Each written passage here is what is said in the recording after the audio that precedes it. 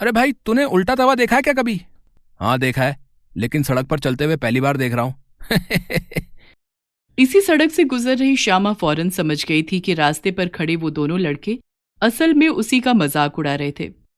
श्यामा को उनकी बात का बहुत बुरा लगा, लेकिन उसने उन लड़कों के मुंह लगना ठीक नहीं समझा और चुपचाप अपने घर चली आई और किसी से बिना कुछ कहे अपने कमरे में आकर उदास बैठ गई। और फिर, श्यामा, तू कब आई और यहां ऐसे गुमसुम क्यों बैठी है? शाम को लड़के आने वाले हैं, चल तैयार हो जा। क्या फायदा माँ, मुझे पता है बाकी सबकी तरह वो भी मेरे काले रंग का मजाक बनाकर शादी से मना ही करने वाले हैं। नहीं मेरी बच्ची, तू ये सब मत सोच। वो सब तो बेवकूफ थे जो बस चमड़ी के रंग को देखते रहे। तेरी सुंदर सीरत वो पहचान ही नहीं सके। तू देखना बेटी, एक दिन तेरा राजकुमार जरूर तुझे लेने आएगा, जो तेरे रंग को नहीं तेरे मन को पढ़ सकेगा। तो कुछ ऐसी थी श्यामा की जिंदगी। घर के काम से लेकर सिलाई कढ़ाई और पढ़ाई में भी अव्वल, लेकिन फिर भी लोग उसके गुणों को नहीं बल्कि उसके काले रंग को ही देखते थे, जिसके चलते श्यामा का हर जगह तिरस्कार होता था। और इस तिरस्कार से लड़ते हुए श्यामा अब थकने लगी थी। श्यामा की मां ने हर बार की तरह उसे दिलासा तो दे दिया था, लेकिन असल में वो खुद बहुत डरी हुई थी। मैंने श्यामा को समझा तो दिया है मां, लेकिन इस बार अगर लड़के वालों ने मना कर दिया तो मेरी बच्ची टूट जाएगी मां। आप ऐसा मत होने देना मां, इस बार उसका घर बसा देना मां। श्यामा की माँ, सुनो, लड़के वाले बस आने ही वाले हैं। सब तैयारी तो है ना? हाँ, अब तैयारी सब हो गई है। और श्यामा, उसे जरा अच्छे से क्रीम पाउडर लगा देना। सरपंच जी बता रहे थे लड़का शहर में अच्छी नौकरी करता है। चाहे जो हो जाए, इस बार बात बिगड़नी नहीं चाहिए। हाँ जी, मैंने श्यामा को कहा तो है अच्छे से तैयार होने के लिए, लेकिन सच कहूं तो मुझे अब डर लग रहा है कहीं इस बार भी। नहीं नहीं, ऐसा वैसा कुछ मत सोचो। वो लोग जो मांग रखेंगे हम कैसे भी करके पूरी कर देंगे। बस इस बार कैसे भी श्यामा का रिश्ता हो ही जाना चाहिए। पर्दे के पीछे खड़ी श्यामा अपने माता पिता की सारी बातें सुन रही थी। उसे इस बात का दुख था कि वो अपने माता पिता पर कितना बोझ है और वो उसके रिश्ते को लेकर कितना परेशान है। तभी वहां लड़के वाले आ जाते हैं। वैसे आपकी बिटिया की सरपंच जी बड़ी तारीफ कर रहे थे। जी जी, मेरी बेटी बहुत ही गुणवान है। घर से लेकर बाहर तक के सारे काम सब में माहिर है हमारी श्यामा। तो फिर अब उसे ले ही आइए हमारे सामने। भाई मुझसे तो अब और इंतजार नहीं होता। श्यामा की मां फौरन जाकर श्यामा को अपने साथ लेकर बाहर आती है और फिर श्यामा को देखते ही लड़के वालों के तेवर ही बदल जाते हैं। ये है आपकी बेटी जिसकी इतनी तारीफें हो रही थी अभी। अरे पूरी दुनिया में सुंदर लड़कियों का अकाल पड़ गया है क्या, जो इससे हम अपने बेटे की शादी करेंगे? ना भाई ना, मुझे तो लड़की बिल्कुल भी पसंद नहीं है। चलो जी, जो हो गया बस हो गया। श्यामा के माता पिता की लाख मिन्नतें करने के बावजूद इस बार भी लड़के वाले नहीं माने और श्यामा के मुंह पर रिश्ते से इनकार करके वहां से चले गए। लड़के वालों के वहां से जाने के बाद श्यामा के पिता रोने लगते हैं और उन्हें संभालते हुए उसकी मां भी रोने लगती है। और ये सब देखकर श्यामा को बहुत बुरा लगता है। वो घर से निकल जाती है और गांव की नदी के किनारे पर बैठकर रोने लगती है। श्यामा जब भी उदास होती थी हमेशा इसी नदी किनारे आकर बैठा करती थी और मछलियों से बातें करने लगती थी, क्योंकि उसके माता पिता के अलावा सिर्फ ये मछलियां ही तो थीं जो कभी उसके काले रंग को देखकर उससे मुंह नहीं मोड़ती थी। जिसका डर था वही हुआ। आज फिर वो लोग मना करके चले गए। अब तुम लोग ही बताओ क्या करूं? क्या क्या इसी नदी में कूदकर अपनी जान दे दूं? शायद फिर सब ठीक हो जाए।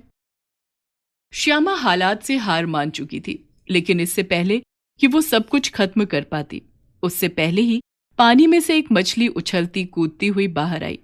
श्यामा ने देखा कि वो मछली अपने साथ एक छोटी सी मूर्ति को धकेल कर किनारे पर ले आई है और जैसे ही श्यामा ने उस मूर्ति को अपने हाथों में उठाया तो वो मछली वापस पानी में चली गई। असल में वो मूर्ति मां काली की थी, जिसे देखकर श्यामा मोहित हो जाती है। मां काली की मूर्ति से एक अलग ही तेज निकल रहा था।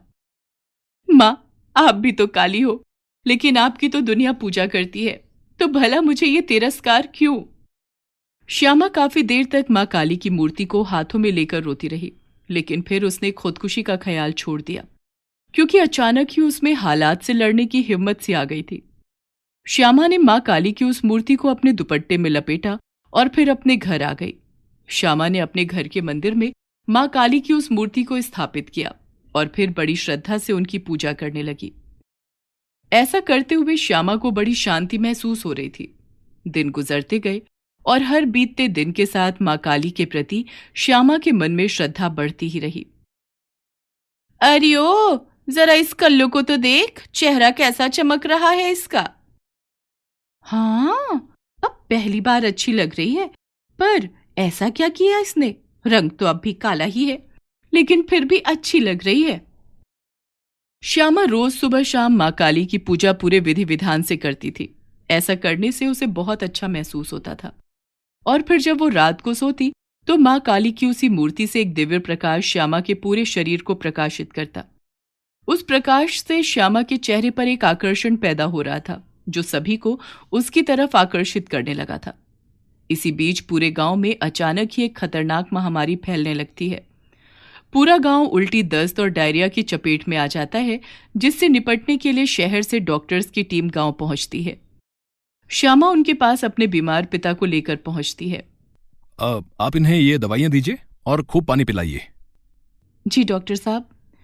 श्यामा और डॉक्टर बात ही कर रहे थे कि तभी वहां एक जूनियर डॉक्टर आता है। सर, वो पेशेंट जो सुबह आया था उसकी मौत हो गई है। ओ नो, एक काम करो, उसके परिवार को खबर कर दो। देखो, जो भी पेशेंट हैं उनकी देखभाल में कमी ना हो। और शहर से जो एक्स्ट्रा टीम आने वाली थी, यहां के वर्कलोड को मैनेज करने के लिए उसका क्या स्टेटस है? सर, एक्स्ट्रा टीम के लिए मना कर दिया गया है, यहां हमें ही मैनेज करना होगा। तो दिन रात काम करो, लेकिन किसी भी पेशेंट के साथ कोई लापरवाही नहीं होनी चाहिए। ये थे डॉक्टर अंकित, जो फिलहाल अपने पेशेंट की लगातार खराब हो रही सेहत को लेकर काफी चिंतित थे। लेकिन वो नहीं जानते थे कि उनकी प्रॉब्लम का सलूशन उनके ठीक सामने ही खड़ा है। डॉक्टर साहब, आपसे एक बात कहूं? हाँ, बोलो। सर, अगर आप इजाजत दें तो मैं भी आप लोगों के साथ काम करना चाहती हूँ। मेरा हमेशा से सपना था कि मैं एक डॉक्टर बनूं, पर ऐसा हो नहीं पाया। और अब जब हमारे गांव में मुसीबत आई है, तो इससे निपटने में मैं भी आपका साथ देना चाहती हूँ। ये तो बहुत अच्छी बात है श्यामा। तुम चाहो तो अपनी कुछ सहेलियों या दूसरे लोगों को भी यहां लेकर आ सकती हो। हमारी बड़ी मदद हो जाएगी। अब सब कुछ कैसे संभालना है और क्या काम करना है, इसकी तुम्हें ट्रेनिंग दी जाएगी यहां। अब श्यामा को नया मकसद मिल चुका था। वो अपने साथ अपनी कुछ सहेलियों को भी मनाकर उस हेल्थ कैंप में ले आई, जहां वो दिन रात बीमार लोगों की देखरेख करने लगी। सबकी कोशिशें आखिरकार काम आई और जल्द ही गांव वाले पूरी तरह से स्वस्थ होने लगे और वो स्पेशल टीम वापस शहर लौटने लगी। श्यामा, कल हम लोग वापस जा रहे हैं। क्या एक बार भी तुम मुझे अपने घर नहीं लेकर चलोगी? अब क्यों नहीं सर? अब वैसे हम ज्यादा अमीर तो नहीं है, लेकिन हैसियत इंसान के पैसों से नहीं, कर्मों से होती है। तुमने इस वक्त अपने गांव वालों और हमारे लिए जो किया है, असल में वो कोई करोड़पति भी नहीं कर पाता। इसके बाद श्यामा डॉक्टर अंकित के साथ साथ बाकी की टीम को भी अपने घर लेकर जाती है, जहां श्यामा सभी की बहुत खातिरदारी करती है। तभी फिर डॉक्टर अंकित श्यामा के पिता से, आपकी बेटी सच में बहुत मेहनती और समझदार है। वैसे श्यामा ने बताया था कि वो हमेशा से डॉक्टर बनना चाहती थी, तो फिर? बेटा, हमारी इतनी हैसियत कहाँ, और बेटी सयानी भी तो हो गई है। अब तो बस कैसे भी इसका घर बस जाए, उसके बाद जो इसका परिवार चाहे इसे कराए। और उसका होने वाला परिवार चाहे कि ये जरूर एक डॉक्टर बने, तो तब तो आप लोगों को कोई एतराज नहीं ना? मैं आपकी बात समझा नहीं डॉक्टर साहब।